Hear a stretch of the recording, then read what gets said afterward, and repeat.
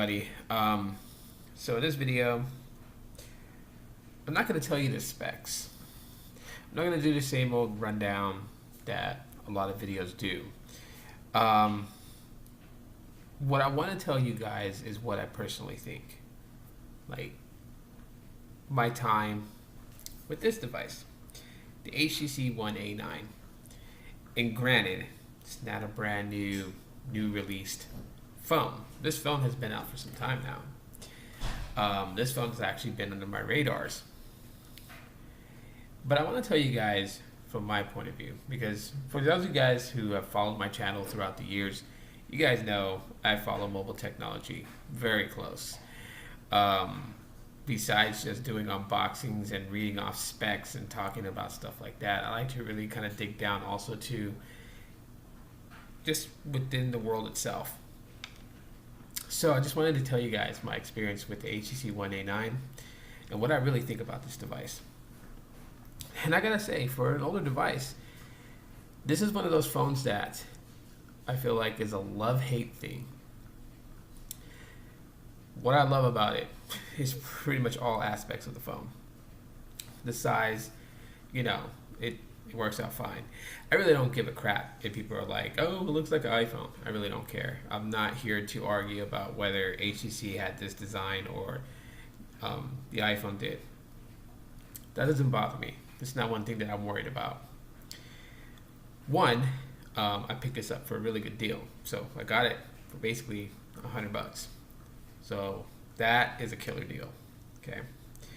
I like the fact that it has enough storage for what I need. 32 gigs of internal storage, top notch. Love the fact that it's got enough memory to push those applications and keep it at a smooth rate. I'm happy within the fact that because this is a very old device and it's been updated to Nougat, so that's something that I can really commend them on.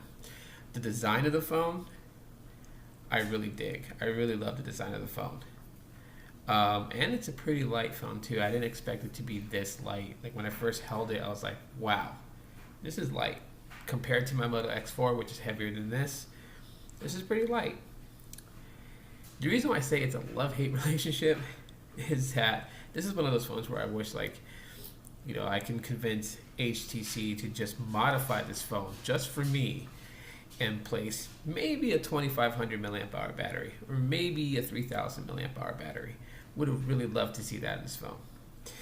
Now that could be a make or break for some of you guys, because some of you guys out there really don't like depending on other things to keep your device charged. Me personally, I'll make it work. I got power banks, can always charge up the phone when it's dying. But I really wish that it did have better power management. Because everything about this phone, to me, after using it for a few days now, and it's only been a few days, it hasn't been a week, it's only just been a few days,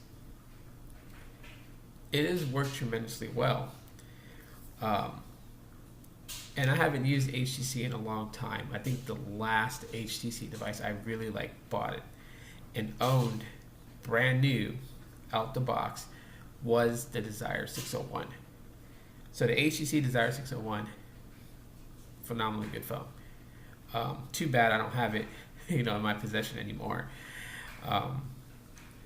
But for the One A9, I think the reason that I took to this phone so much, currently right now, I'm running the Pixel 2 launcher, and it's kind of funny because it has that that Pixel look, and obviously we know HTC builds the Pixel, so. But the cool thing is that when I'm running Sense UI, which is the stock launcher for this phone, it gives a nostalgic feeling when you remember Android how it was back then. So some of the icons kind of look oldish, unless you updated it to the Nougat, then you'll have the updated app icons. But the old icons appeared on there, and I was like, wow. And then the way that Sense felt, it just had more of that retro Android feel compared to today's launchers that are revolved around the latest version of Android and how its UI, its user interface looks. So I can seamlessly switch between launchers, and when I do, I'm actually taking a step back into the past. Blink feed, gosh, I love that thing.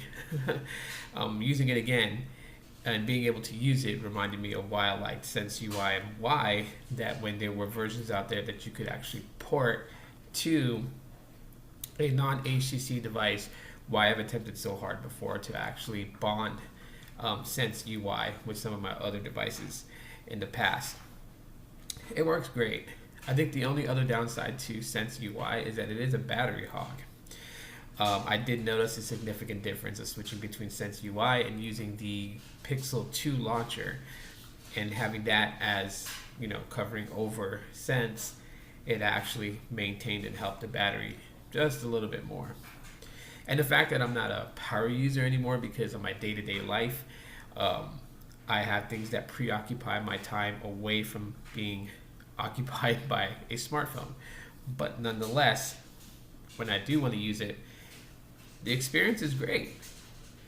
So with me, the HTC One A9 is one of those phones that I really gotta say is a love-hate relationship, because the fact that everything about this phone screams quality, screams basically good experience, because the experience software-wise, which is one thing that I majorly judge a phone on, has been phenomenal. Battery life, if I don't have power banks, yes, that would be an issue, because I don't like carrying a charger with me or having to look for a place to plug in my charger and plug my phone in and let it charge up. Power bank, not a big deal. I carry a bag with me when I go places, so if I need to charge a phone, plug it to the power bank, throw it in my bag, let it charge up. But for me, being honest with you guys, for those people that are looking for a good, solid smartphone to use, would the HTC One A9, does it stand up? Does it fare up with devices in 2018? And I gotta say that it's a 75-25. It stands up as far as performance-wise, and it stands up to devices today as far as experience. But power management, no, it doesn't. But that's still not going to deter me from using this as a daily driver. I still like this functionality. I still like, everything about it. It's a really solid phone. I got to give it up to HTC on that one. Really solid phone, really good. The cameras have been amazing. I love the cameras on this phone. With low light shots and with good lighting, I get good pictures with it. And I like that because I'm a person that likes to take pictures. I take photos to capture moments to remember. I mean, my Google Photos app is just filled with life's memories, because you never know what's going to happen tomorrow. And you want to have those moments to last. And I'm not a professional photographer, so I'm not looking for something that is going to get me a job in the field of photography, but something that's going to give me a photo to last that is gorgeous. This phone fills the bill. So I must say, I'm quite happy in the fact that in a last minute decision, seeing that it was going on sale at shopsaledeals.com for $99, that I went ahead and got it, even though I got various new devices this year. Glad this one was picked up. The only thing that's kind of weird though, I mean, I like this color scheme version. Okay, it's not bad at all. I would have liked to have gotten the carbon version. I just don't see why the website had the black carbon version for $129 and then this version for only $99. There's not a difference between the two except for the color. So I'm not sure why they had it like that, like based on color, but hey, whatever. It is what it is. So for anyone who picks up this phone, what kind of experience could you expect out of it? Well, if you're a person that wants to download a significant amount of applications, you can rely on the fact that this device will be able to hold it. 32 gigs today, a lot of people are saying is the standards. We've jumped from 8 gigs to 16 gigs, and now people are wanting the standard to be 32 gigs. So this kind of still fills in that category. The processing power of this is actually pretty good compared to today. I'm not sure if it's because it's using, I guess, like an outdated antenna, is the fact that sometimes LTE can be a bit slower compared to my more newer devices. I have seen some speeds reduction or reduced with this device. Nothing that really kills me because I can still access sites and things like that. And I particularly don't use this phone for gaming because obviously if you're a gamer, you'll kill the battery on this really quickly. For social media, day-to-day usage, this phone fills the bill for me. And hey, you know, I'm a modest person, so I don't need too much razzle-dazzle and flashiness. I just need something that works, and this fills that. But again, like I said, love-hate relationship, because the only thing that's really going to be a pet peeve for a lot of people is the battery life. I think right now, currently, with this device, I'm just going to settings real quick. And this has been very light usage, but I'll tell you what I've gotten so far.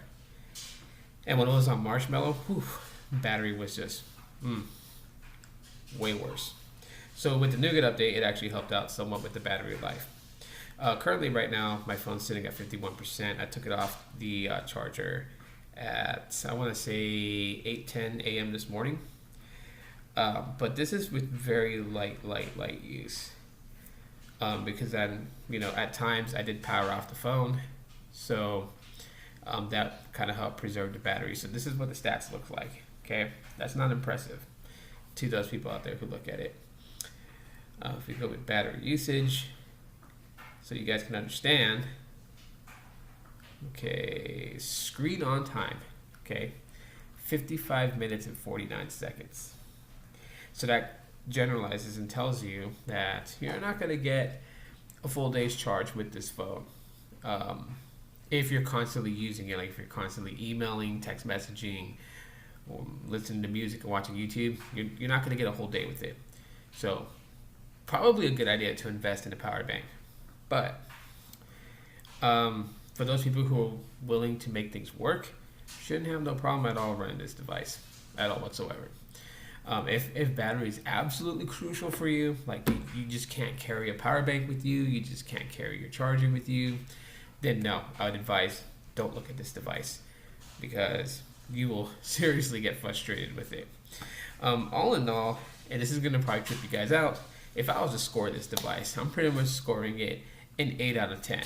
And yes, the battery, we keep going to that, but I give it an 8 out of 10 because functionality and user experience, you know, has been phenomenally great with it. And those things have trumped the whole thing of the battery.